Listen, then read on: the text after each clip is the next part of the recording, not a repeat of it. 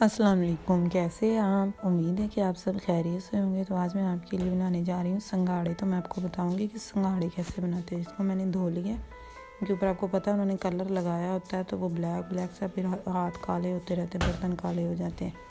तो इनको मैंने धो लिया, अच्छे से धो के वॉश कर लिया। अब मैंने एक बाउल लेना है, उसमें इसको डाल देना है।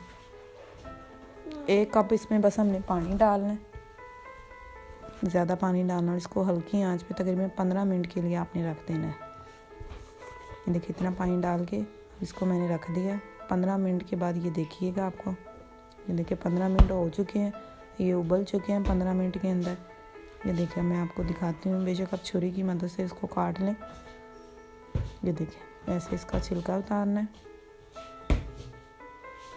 ये ऐसे छील लिया, छिलका उतर गया। और ये देखिए ऐसे ही उतार लेना। देखिए ऐसे करके सारे ये तैयार हो गए हैं हमारे।